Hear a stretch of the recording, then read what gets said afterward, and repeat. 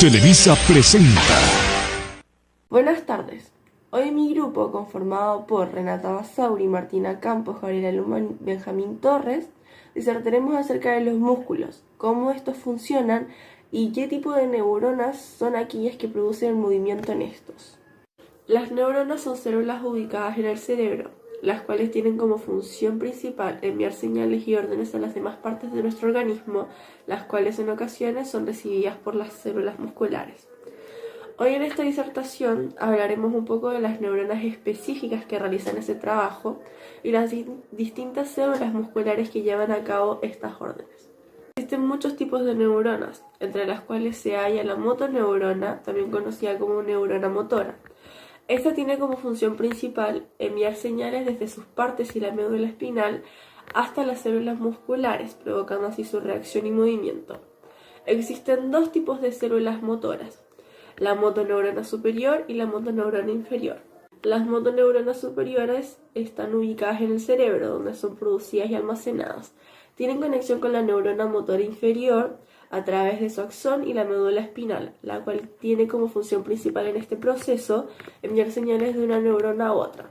Las motoneuronas inferiores son las llamadas subordinadas de las motoneuronas superiores. Su ubicación se encuentra tanto en el tronco cerebral como en la médula espinal, y tienen como función activar la célula cuando la señal de las motoneuronas superiores es recibida por estas.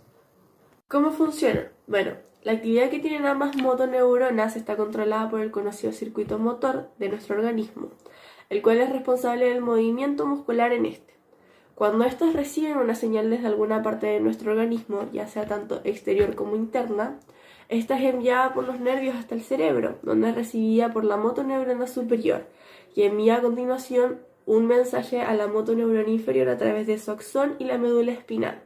Allí la motoneurona inferior distribuye el mensaje a las células musculares correspondientes, consiguiendo de ese modo una reacción por estas, la cual produce un movimiento. Como se puede ver en la imagen explicativa, la acción que produce esta reacción vendría siendo aquel aparato médico que se utiliza para medir los reflejos.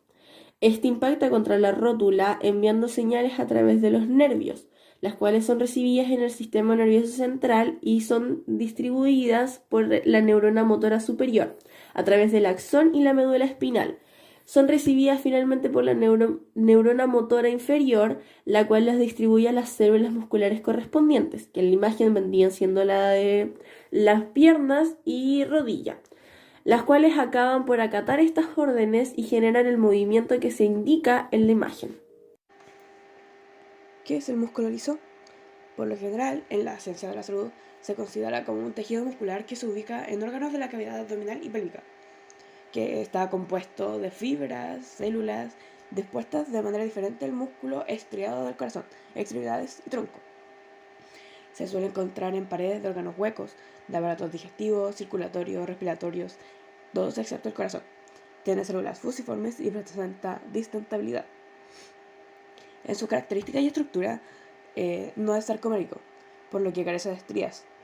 Tiene filamentos delgados y gruesos que no están organizados en sarcómeros porque, como dije anteriormente, no es sarcomérico.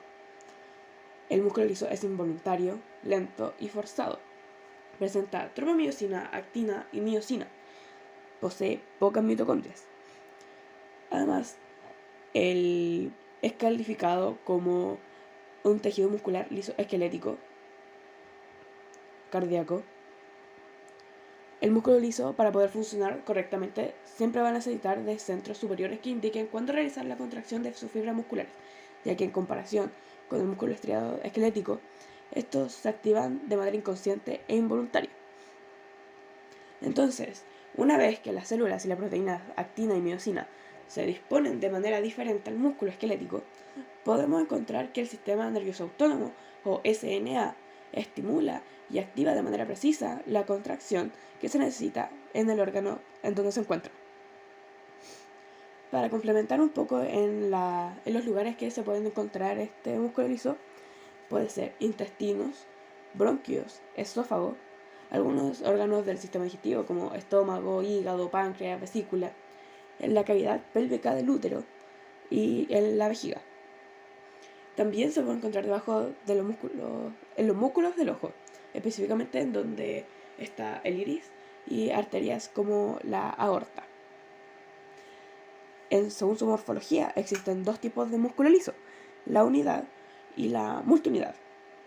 El músculo liso unitario, su actividad es modulada por un sistema nervioso autónomo, muestra contracciones continuas e irregulares. De igual manera se diseminan sus contracciones. Tienen uniones GAD. Sus contracciones son lentas y progresivas. Y en el músculo liso multiunitario no es inicial. Tiene un tirón único y recubre paredes arteriales e iris, como dije anteriormente, se puede encontrar en el iris también. En contraste con el unitario, sus contracciones no se diseminan. También es susceptible a sustancias químicas. No es involuntario, por lo que esta actividad es comenzada por el sistema nervioso autónomo. Son de contracción rápida, progresiva y comúnmente en vasos sanguíneos y ojos. Para complementar esta información, busqué algunas enfermedades que afectan al músculo liso.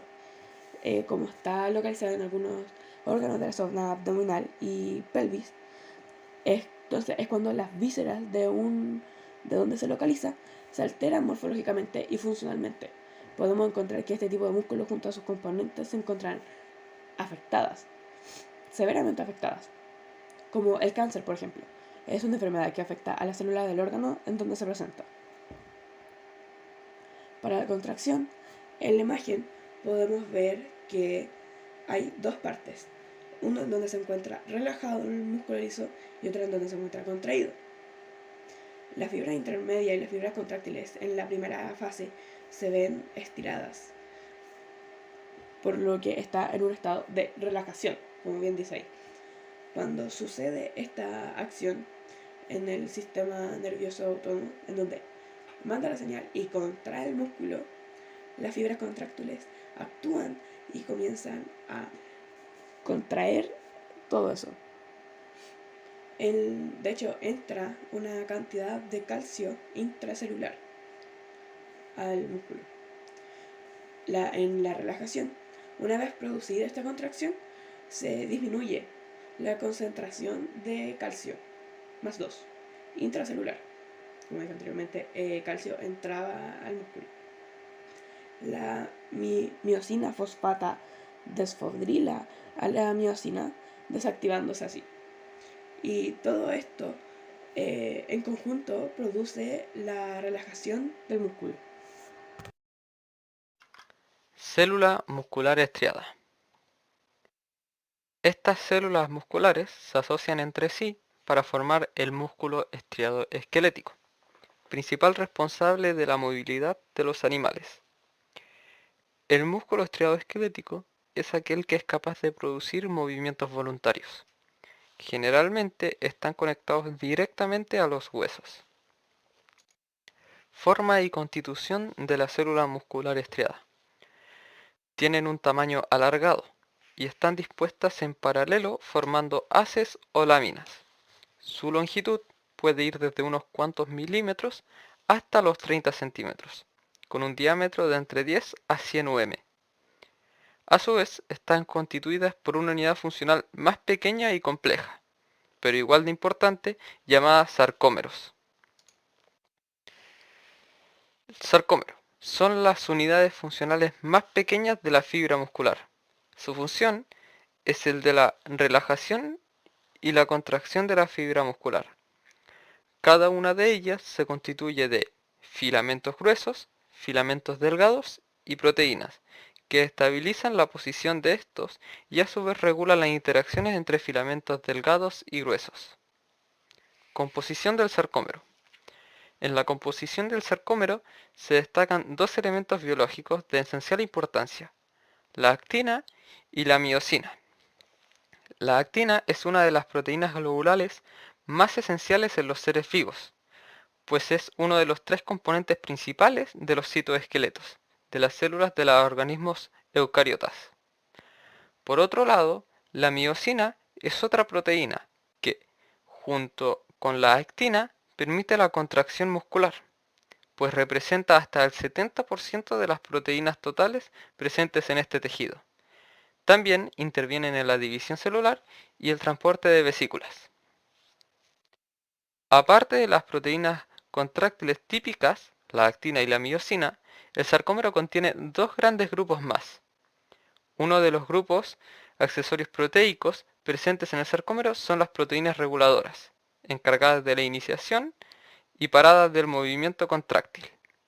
La más conocida de todas es la tropomiosina, con una estructura enrollada formada por dos largos polipéptidos. Esta proteína regula, junto con la tropina, las interacciones de la actina y la miosina durante la contracción muscular. También se presentan en otro bloque a las proteínas estructurales, que permiten que este complejísimo entramado celular se mantenga en orden y no colapse. La más importante de todas ellas es la titina, la proteína más grande que se conoce, con una masa molecular de 3 a 4 millones de daltons. Esta molécula esencial actúa conectando la línea del disco Z con la línea de la zona M en el sarcómero, contribuyendo a la transmisión de fuerza en la línea Z y liberando tensión en la región de la banda I. También limita el margen del movimiento del sarcómero cuando éste se tensiona. Otra de las proteínas estructurales esenciales es la distrofina o la nebulina. Esta última se une a la actina muscular regulando la extensión de los filamentos finos. Como ya sabemos, el sarcómero tiene la función de la relajación y construcción de la fibra muscular. Pero ¿cómo es que esto sucede? Para que el proceso de contracción muscular ocurra, los filamentos delgados se tendrán que deslizar sobre los filamentos gruesos para producir el acortamiento del sarcómero. Células musculares cardíacas. El músculo cardíaco está formado por células musculares ramificadas que poseen uno o dos núcleos y que se unen entre sí a través de un tipo de unión propia del músculo cardíaco llamada disco intercalar. A diferencia del músculo esquelético, las fibras musculares cardíacas corresponden a un conjunto de células cardíacas unidas entre sí en disposición lineal. Las células musculares cardíacas tienen el núcleo ubicado al centro del citoplasma y presentan estriaciones transversales similares a las del músculo esquelético. El retículo sarcoplásmico no es muy desarrollado y se distribuye irregularmente entre las miofibrillas, que no aparecen claramente separadas. Sin embargo, las mitocondrias, que son extremadamente numerosas, están distribuidas regularmente, dividiendo a las células cardíacas en miofibrillas aparentes. En el sarcoplasma hay numerosas gotas de lípidos y partículas de glicógeno. Con frecuencia, las células musculares cardíacas presentan pigmentos de lipofuscina cerca de los polos nucleares. Las células están rodeadas por una lámina externa, comparable a la lámina basal de los epitelios. Existen ciertas diferencias estructurales entre el músculo de los ventrículos y de las aurículas. Las células musculares de las aurículas son más pequeñas y vecinos al núcleo. En asociación con complejos de Golgi presentes en esa zona, se observan gránulos que contienen el factor natriurético auricular, auriculina o atripeptina. Estructuralmente, las miofibrillas del músculo cardíaco son esencialmente iguales a las de las miofibrillas del músculo esquelético.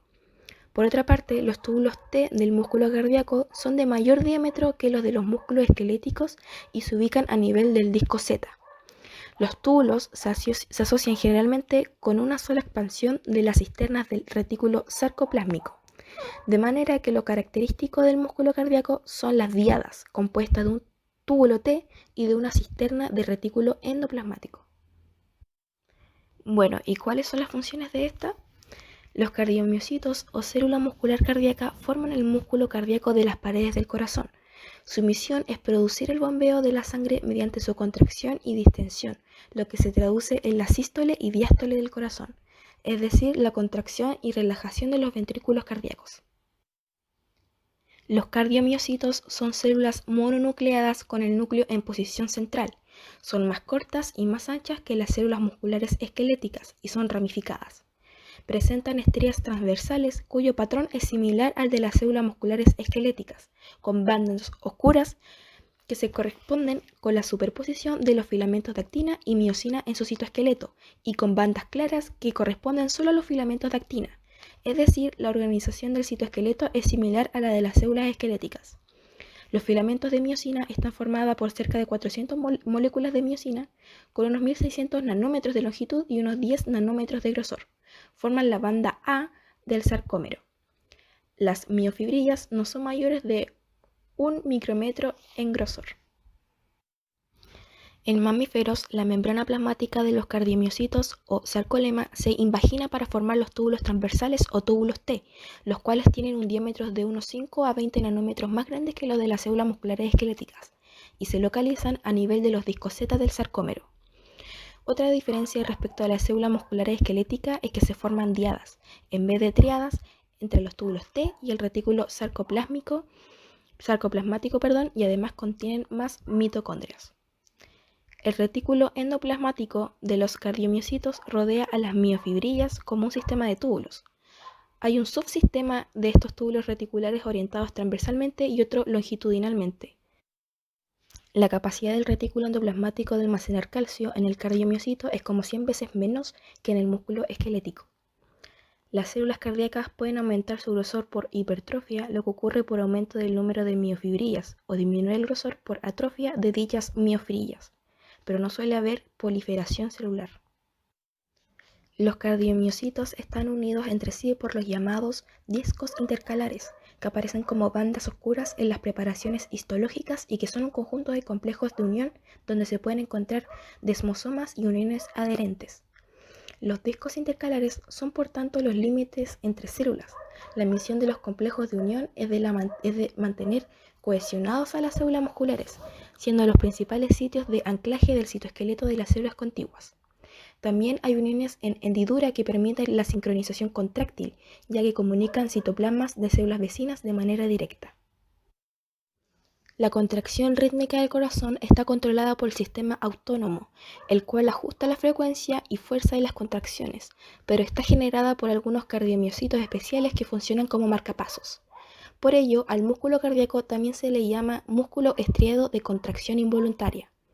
Las fibras del sistema autónomo inervan estos cardiomiocitos marcapasos para regular su ritmo. No todos los cardiomiocitos son marcapasos ni tienen que estar inervados por el sistema nervioso autónomo, puesto que las uniones en hendidura hacen que todos los cardiomiocitos estén acoplados eléctricamente a estos cardiomiocitos marcapasos. La frecuencia cardíaca está también regulada hormonalmente. Las células musculares cardíacas tienen muy poco glucógeno y por ello no pueden obtener mucha energía de la glucólisis. Ello implica que la mayor parte de su energía procede de la fosforilación oxidativa, con un gran consumo de oxígeno. Así, cuando se produce un corte en el suministro de oxígeno, se producen daños celulares rápidamente. Como conclusión de este trabajo, podemos afirmar que sin duda la función que cumplen todas estas células en nuestro organismo es de vital importancia, desde las órdenes que las motoneuronas dirigen a los distintos tipos de músculos hasta las distintas células musculares que hay en nuestro organismo y la importancia que éstas tienen en nuestro día a día, cumpliendo con reacciones tanto voluntarias e involuntarias. Un ejemplo de esto son los latidos de nuestro corazón, los cuales fueron explicados con anterioridad, como también el caminar o escribir. También pudimos aprender de estas a la vez que investigábamos sus funciones y estructuras para finalmente lograr comprender cada una de ellas y de ese modo exponerlas en esta disertación.